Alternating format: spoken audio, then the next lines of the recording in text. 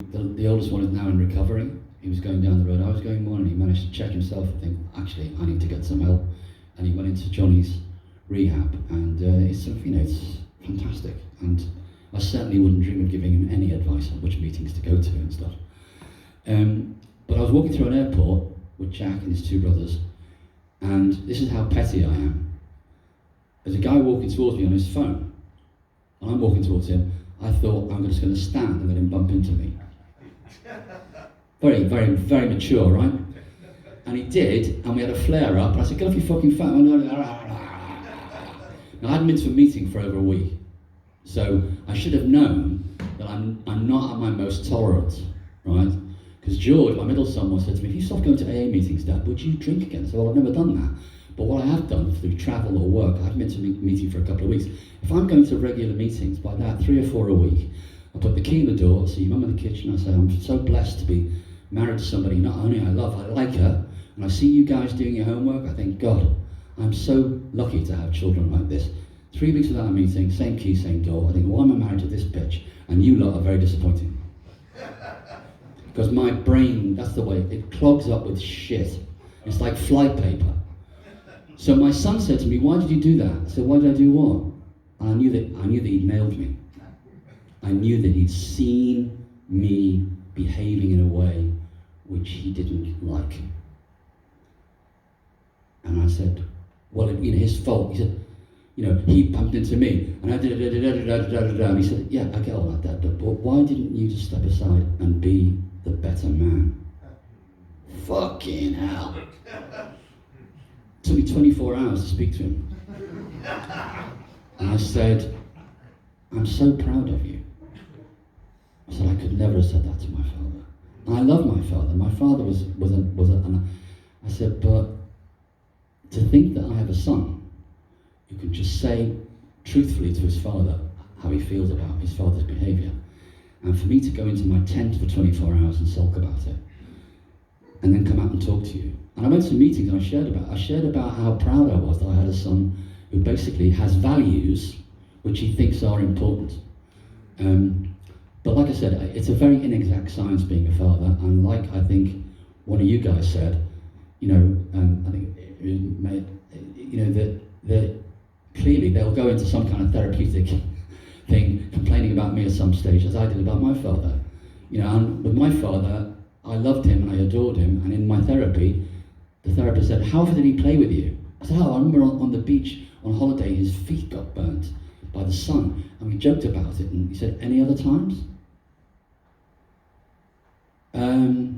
Yeah, I'm sure there were. Or there weren't. We remembered that time because my dad burnt his feet and we were on holiday. But my dad worked and he drank, he had other things to do, and we never played together.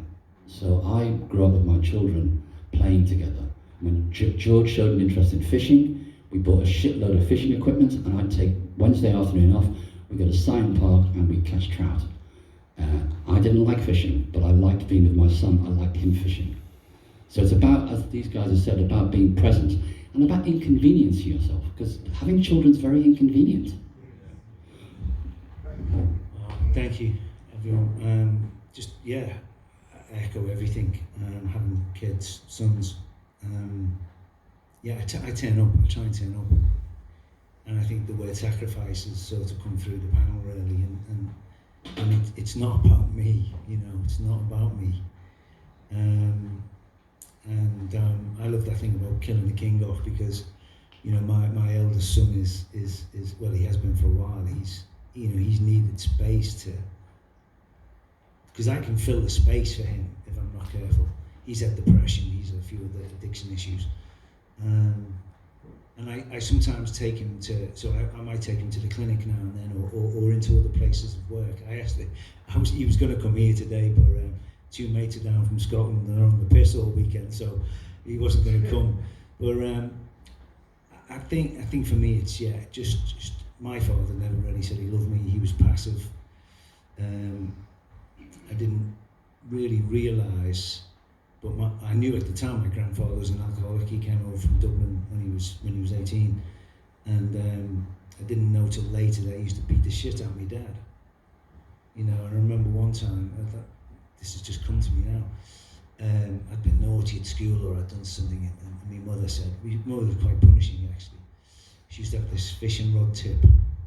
She used to, never really badly, but it was, it would hurt. And she said, I want you to take him into that room and give him your belt. And you could see me dad like, I don't really want to do this. And he said, come on then. So he shut the door. He took his belt off. And he whispered, he said, when I hit the sofa, I want you to yell out. And he hit the sofa, ah! Ah! And I used to think of him as weak. And that, it just shows you, there's a lot of faults to my dad. I haven't spoken to him for about 15 years because we're still kind of getting over stuff. But anyway, I've gone way off a tangent there. But I think it's just, for me, it's about sacrifice. It's also about containment. It's a word I learned in my therapy. I didn't even really know what the word meant. And that was the ability to hold stuff emotionally, hold stuff, just be there and hold the emotion sometimes without, because I was always emotion. I mean, we've got mood disorders all over my family, and that was something else, containment. And I love respect. I still try and stand up for people on the tube and the train if I can. I still like that. I like manners. I talk to my sons about manners. I say they're really important. My mum used to say, "Manners maketh the man." And I think it's a principle for me. People might mock it these days, but for me, it's to show people respect is a key thing.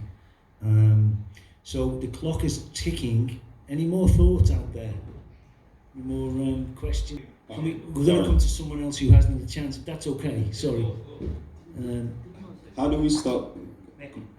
You've got someone there. Yeah. I don't know about Vladimir Putin's background, but I do know about Donald Trump's background. He was raised by a violently sarcastic, mean alcoholic father.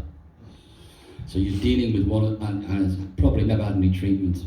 And if you're looking at someone who should be in this room, it's someone like that. It basically is got so many layers of protection because of deep down. If you were talking to this guy in a room, you'd get him in a second. You think this guy has got secrets, and he doesn't want you to know who he really is, and he feels like shit about himself. And all this noise he makes is all about covering up that, really.